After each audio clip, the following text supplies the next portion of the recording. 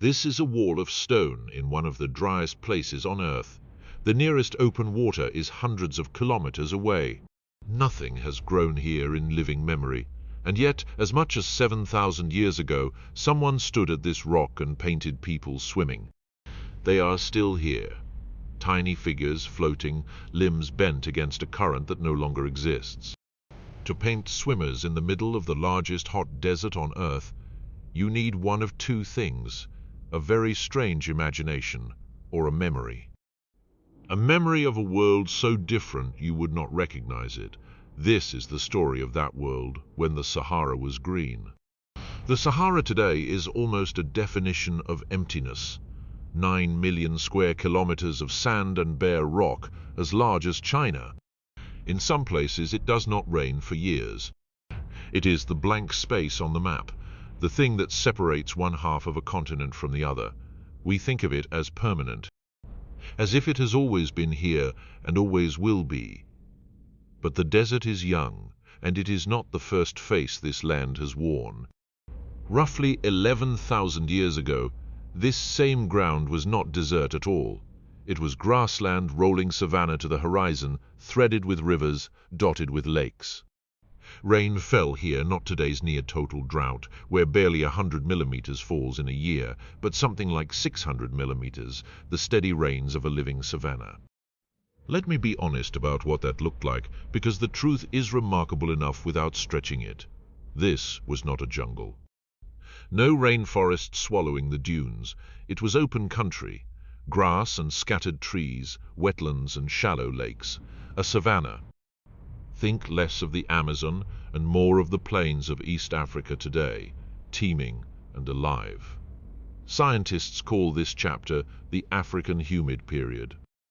And it is not a guess or a legend.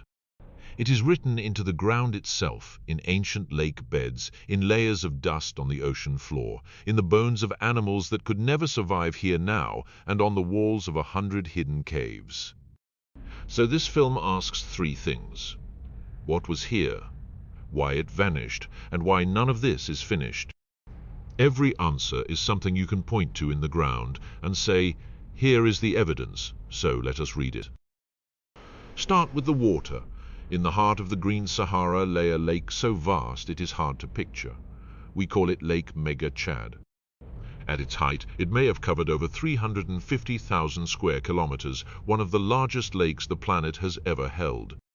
From its shore you could not have seen the other side. It was in effect an inland sea. You can still see its ghost from space. Ancient beach ridges curve across the desert, the tide lines of a sea that dried up and left only sand. And this water was full of life. Hippos wallowed in it.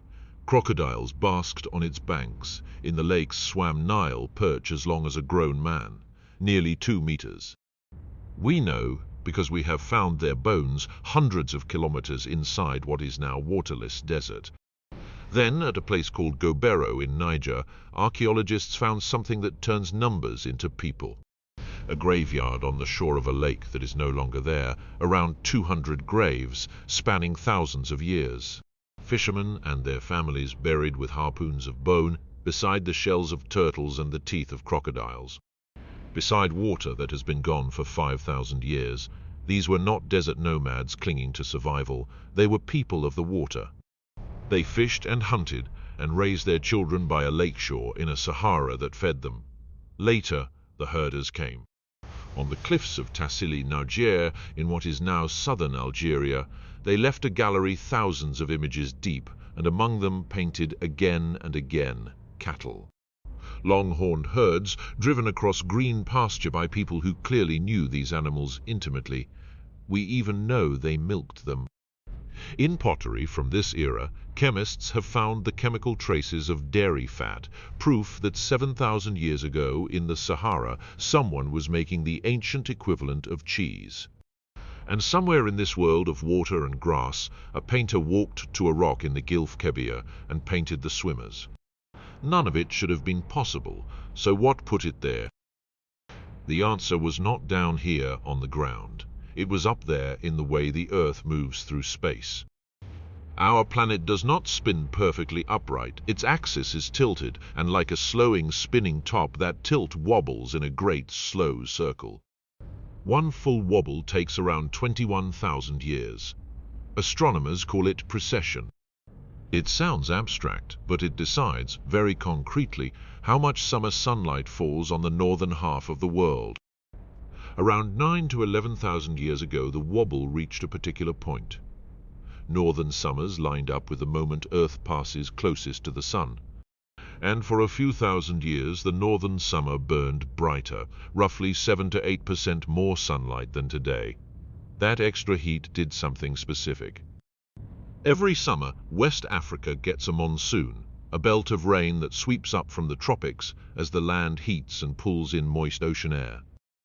Make the land hotter, and that rain belt reaches further. Under a brighter sun, the monsoon marched hundreds of kilometers north and carried its rains deep into the Sahara. And once the grass took hold, it fed on itself. Green land is darker than sand. It soaks up more warmth, pulls in more rain, holds more moisture in the soil. The plants made the rain, and the rain made more plants. A dead desert had tipped over into a living one. It was not magic, and it was not luck. It was arithmetic, the slow arithmetic of a wobbling planet, and arithmetic does not stop. The same sum that made the Sahara green was always going to unmake it. The wobble kept turning, the extra summer sunlight began to fade, and the monsoon that had marched north began its long retreat south. Beginning around 5,500 years ago, the green Sahara started to die. And here I have to be careful, because this is where the science gets genuinely difficult and where a lot of documentaries quietly cheat. How fast did it happen? One line of evidence says fast, terrifyingly fast. Cores of ocean dust drilled off the coast of Africa show the desert's dust roaring back, almost like a switch being flipped within 1 or 2 centuries. A world lost inside a few human lifetimes, but another line of evidence disagrees. The lake beds deep inside the Sahara, the ones that record the land directly, often show something gentler, a slow fading. Grassland thinning to scrub to sand over many centuries, and crucially, the end did not come everywhere at once. It arrived in the north first, and crept south over thousands of years, chasing the retreating rain. The honest answer, as far as we can tell today, is that both are true. In any one place the change could feel sudden. But across the whole desert it was a slow wave of drying, rolling from north to south. There was no single day the Sahara died. There was a long goodbye, and the people, they did what people have always done. They followed the water. As the pastures failed, communities pulled back into the last wet refuges and toward the one great permanent river at the desert's edge, the Nile. It is tempting to draw a straight line here to say the drying Sahara emptied its people into the Nile Valley, and out of that crowding, Egypt was born. The timing is suggestive, but I will be straight with you. That final leap from climate to pharaohs is a hypothesis, not a proven fact. The people moved. The rest we are still arguing about, and that argument is a story for another day. Which brings us back to the swimmers. For a long time no one could explain them. Little human figures drifting across a rock in the deadest corner of the desert. They were even given a starring role in fiction. The cave appears in the novel and film The English Patient, but the truth behind them is stranger than any story. They are not a fantasy. They may be a memory painted by people who really had known water here in a Sahara we would not recognize. Today the swimmers hang in absolute dryness, a picture of a world that ended. But here is the part that should give you pause.